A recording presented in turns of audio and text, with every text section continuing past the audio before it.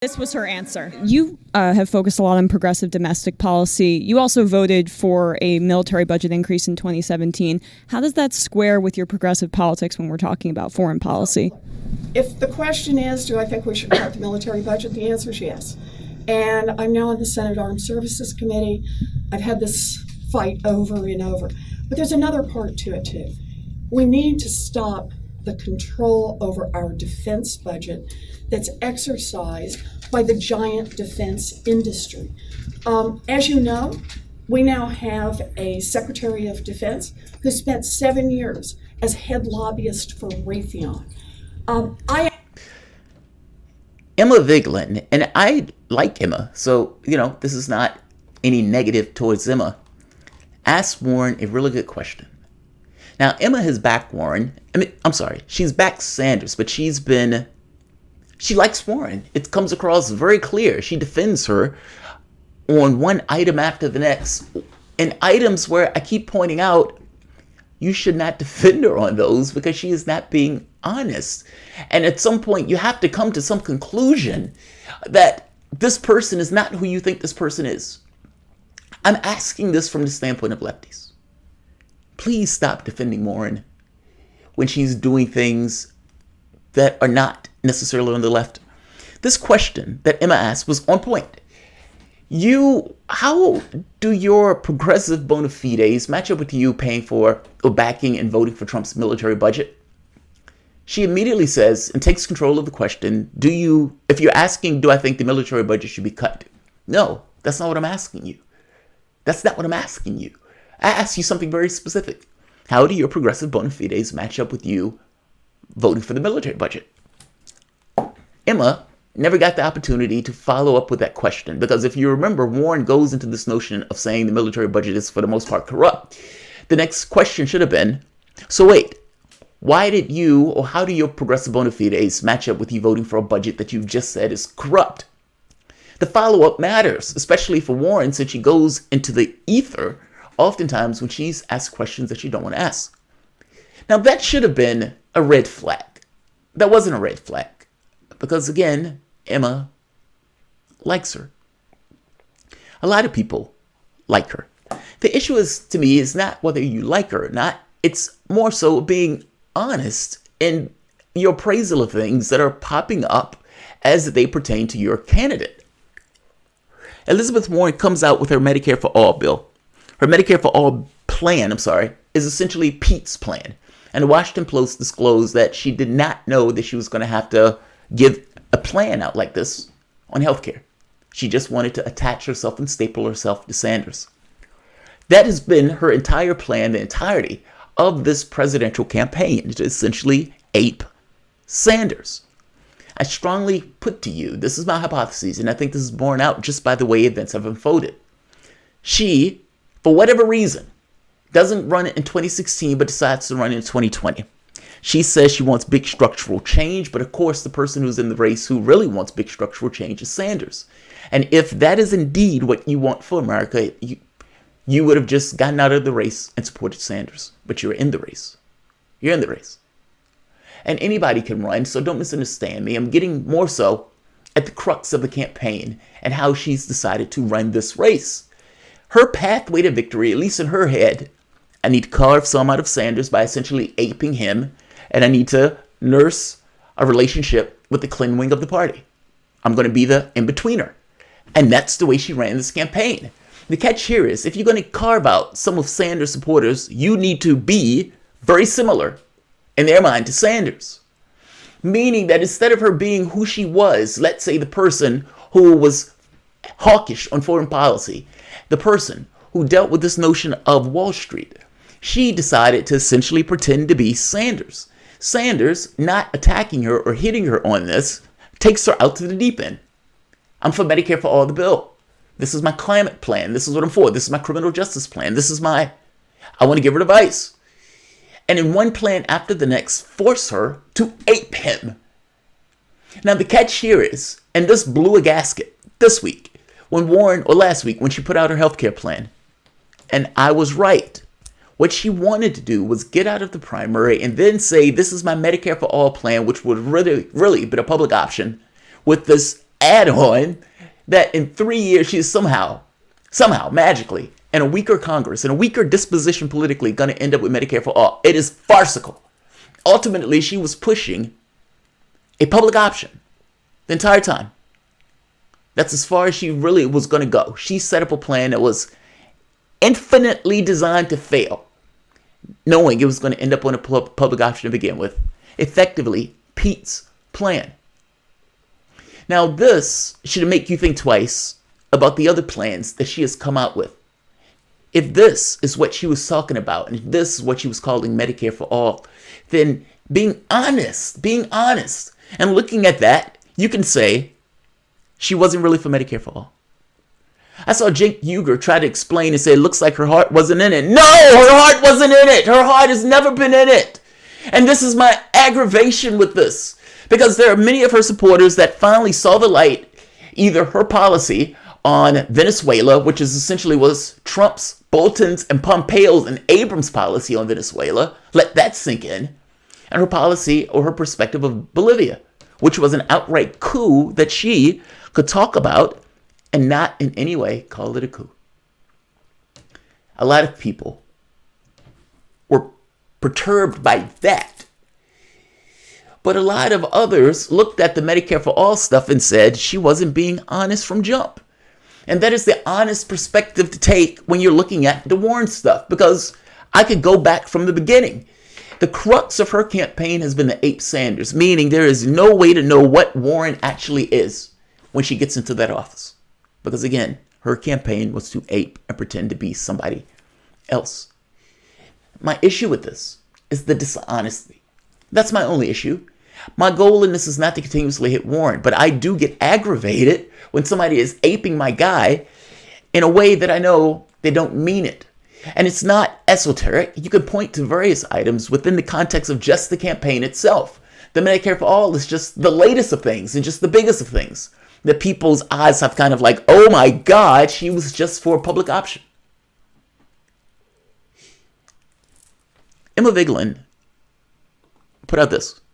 Since her peak in the polls, Warren has been trying to please everyone and is not pleasing anyone. She overthinks everything and is immensely frustrating. Later on, Emma makes the argument that her vagina is responsible for Warren behaving in this way. I'm being hyperbolic, but effectively, that's her argument. As a woman, I sympathize with the societally embedded inclination to please all sides. I know it's hard for men to understand, but it's a very real thing. But she really should return to what got her here in the first place. You mean aping Sanders at being perpetually, habitually, pathologically dishonest? Here's the catch, Emma. You are once again giving her the benefit of the doubt that she does not deserve. When Warren started this campaign and she said she was going to be grassroots funded, was she grassroots funded? No, she wasn't. She took money from her Senate campaign that she saved up, dropped it into her presidential campaign, and then claimed grassroots. That money wasn't grassroots funded at all. She padded her campaign in order to give her a running room. That was dishonest from jump. She was trying to get around this notion of being a grassroots funded candidate. Then she said, I'm not going to take money like Sanders. And then people find out, oh, that's just for the primary. Why, Emma? And why Warren supporters engage that for the moment? Why would she, in this moment, say, I'm not going to take money in the primary, but I will take it in the general? She would only do that because she wanted to stand beside Sanders and say, we're both grassroots funded. We're both these pure candidates that are just running from the grassroots. But again, in the general, she was willing to take it, meaning she had no issue taking it before. She's going to have no issue with taking it after. The only reason that's taking place is because she wants to stand beside Sanders as a one-to-one. This is kind of my point.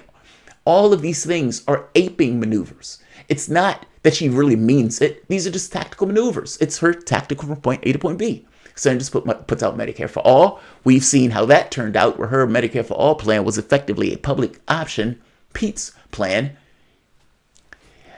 But even going back to the other plans, how can you believe that Warren means it? Do you realize Warren comes out and says, I'm not going to take money in the general? Great. That's something that's just changed. Then you find out that her treasurer, and other people in her campaign are still making connections to wealthy donors with this notion that this money is going to be given to the DNC, which, of course, is going to be running in coordination in parallel with her own campaign. Again, skirting around this notion of him and I genuinely being a one-to-one. My point is, she's being dishonest on her face on these various not minor items. And if you can't believe her on the Medicare for All thing, which is shown to be a farce, so if you can't believe her on the money, the grassroots funding, if you can't believe her even on this new proclamation that she's not going to take money in the general, since, again, Politico has been reporting that elements of her campaign has been reaching out to wealthy donors. This is a woman who pretended to be a Native American for 40 years. And then when Standing Rock came out, did not back Standing Rock at all. It didn't come out until Obama and the party gave her permission to come out. I mean, think about who you're supporting here. Even for the reparations thing, her holding her hands, nobody even knew what reparations were. Impeachment, she took a political decision to try to skate around Sanders. The reparations thing was, again, another ploy to try to get around Sanders. Warren didn't support reparations in the sense that people really meant it. Descendants of slaves, that this money... she didn't mean that at all. Again, this was a way to get around Sanders. And just to make a very basic point, why are you giving her the benefit of the doubt? What is the left's perspective on Bolivia? What is the left's perspective on Venezuela? And it is okay for your candidate to have a perspective that is parroting John Bolton and Donald Trump on those issues? It is not that she's trying to please everyone. It is that she has a very specific pathway to try to get through this primary. That pathway is to pretend to be Sanders while also receiving support from the Clinton wing of the party. She has been working with Clinton behind the scenes. That's also reported. She tried to keep that a secret. That's also reported. Is it possible? Is it possible? To any degree, that's possible. That it's not that she's trying to please everyone. It's that she has a political strategy to pretend to be Sanders. And that political strategy has hit the skids when she was forced to engage the various proposals talking about Medicare for all. I would put to you that that is more right than not, as opposed to her being a woman and just trying to please everyone. You're looking at her with too kind of an eye. That's my only point. Robert Pouquet-Ray, Warren project to tout Medicare for all again in 3 years, right in time for the next election. How convenient. Well, that's kind of my point. It's a plan designed to fail. But this is a very specific point that I want to make in regards to Medicare for all. If you can't trust her on this, she's run for 3 months pretending to be for Medicare for all. She puts out a plan that is unworkable, and then she puts out a transition plan to Medicare for all that would end up with a public option. And supposedly with a weaker Congress, she's going to push for Medicare for all. She's going to fight real hard for Medicare for all. She's going to give up her mandate Congress. And she's going to pretend that the timetable for this stuff is going to be that quick. And then in 3 years, bam, she's going to push for Medicare for all. She's not being serious. That's my point. She's not being serious. No one who pays attention to politics in this way believes she's going to get 2 bites at the apple. And I put to you that neither does she. She wanted to tout Medicare for all. She wanted to pretend as if she was with Sanders and staple herself to Sanders on these various issues. And she got stuck on this issue. And this issue, for the most part, rips the mask off the con. If she is not for Medicare for all, meaning if she's been calling this Medicare for all for the last 3 months, why do you believe that these other plans are legit? And if you look back at what she was doing in regards to campaign finance, it makes no sense. Why are you automatically taking that she is just trying to please everyone as opposed to just being disingenuous in the way she's running her campaign for political opportunism? I put to you that she's a politician. And like any other politician, she's trying to find a pathway to win. And it's just so happened that her pathway to victory was being flagrantly, pathologically disingenuous. It's not her vagina, Emma. It's not her vagina. Like, share, subscribe. Thanks all.